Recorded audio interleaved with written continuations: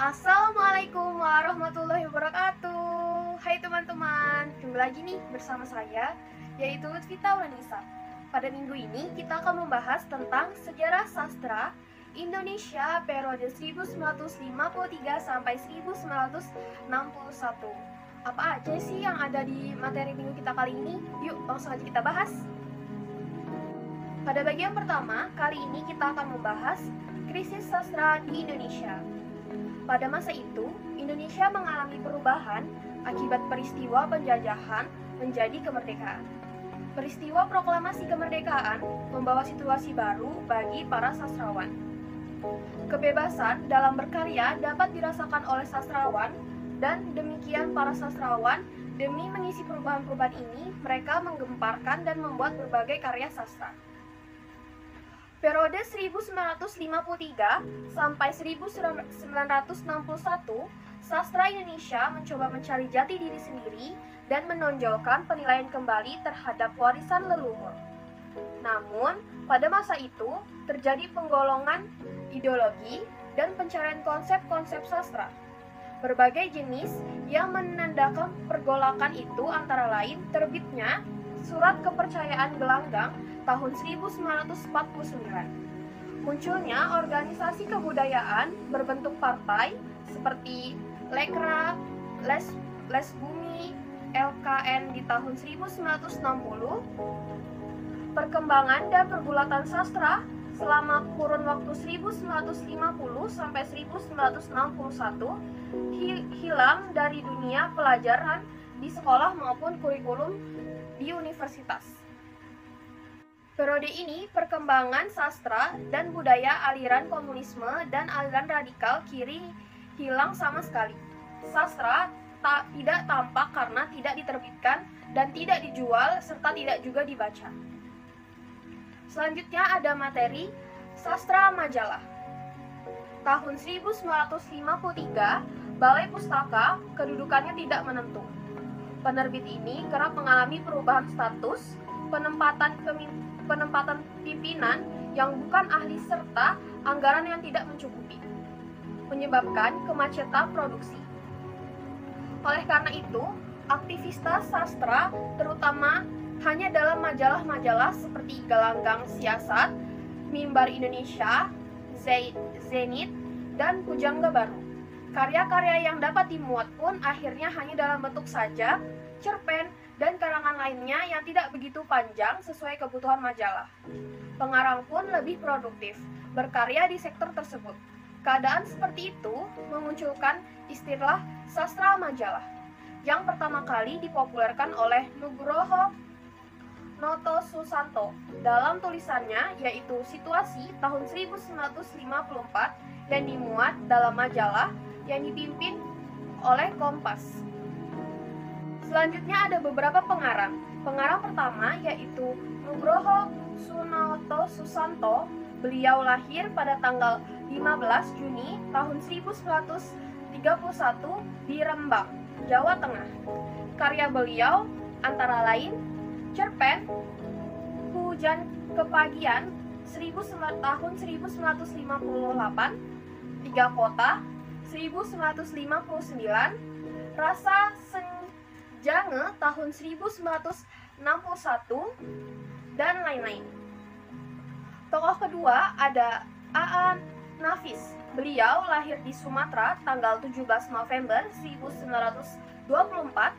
Beliau mendapat julukan Pencomoh Nomor Wahid atau sastrawan satiris ulung. Cerpen pertama beliau adalah Robohnya Surau Kami, yaitu tahun 1955. Yang ketiga ada Trisno Yuwono. Beliau lahir di Jogja tanggal 22 November 1926. Karya beliau dimuat dalam beberapa majalah, di antaranya Wijaya Kusuma, Malam Minggu, Omong-omong dengan Kang Dipo, dan masih banyak lagi. Tokoh keempat sendiri ada Toha Mukhtar. Beliau lahir di Kediri tanggal 17 September tahun 1926. Beliau terkenal sebagai penulis yang jujur, disiplin, dan tegas. Salah satu karya beliau adalah Pulang. novel tahun 1962. Tokoh kelima sendiri ada Subagio Sastrowardojo.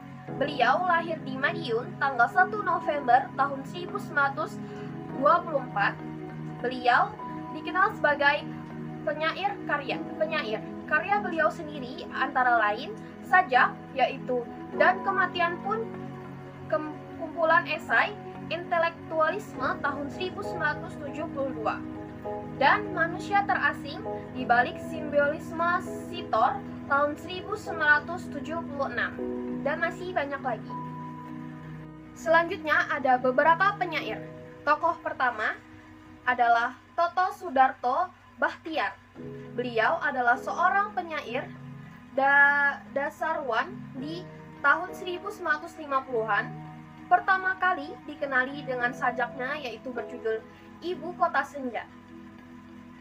Tokoh kedua ada W.S. Hendra. Beliau adalah penyair dan darmawan terkemuka di Indonesia sejak tahun 1950-an. Beliau mendapat julukan sebagai si burung merak. Dan tokoh yang ketiga ada Rahmadan KH atau Rahmadan Kartahadi Madja. Beliau mendirikan sebuah organisasi kebudayaan yang bernama Kiwari Kiwari. Selanjutnya ada drama. Tokoh pertama ada Nuralamsyah Hasja.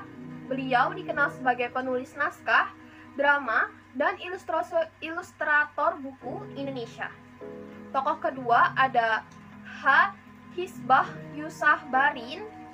Beliau adalah sutradara film, penulis skenario film, drama, cerpen, komulis, sastrawan, serta pelopor dokumentasi film Indonesia. Dan yang terakhir ada pengarang wanita. Beliau bernama Nur Hayati Sri Hardini Siti Nukati yang lahir di Semarang, Jawa Tengah tanggal 29 Februari 1936. Beliau adalah sastrawan dan novelis feminis berkebangsaan Indonesia. Nah, sampailah kita pada kesimpulan dari video pembahasan kali ini, yaitu sastra pada dasarnya adalah sebuah jenis ciptaan, dan ciptaan bukan hanya sekedar tiruan, namun sebagai wujud dan hasil ciptaan. Karya sastra pada hakikatnya merupakan media yang menggunakan bahasa untuk mengungkapkan kehidupan manusia. Oleh karena itu, karya sastra pada umumnya mengandung persoalan-persoalan seputar kehidupan manusia. Pada periode tahun 1953 sampai 1961 sendiri, sastra Indonesia mengalami krisis.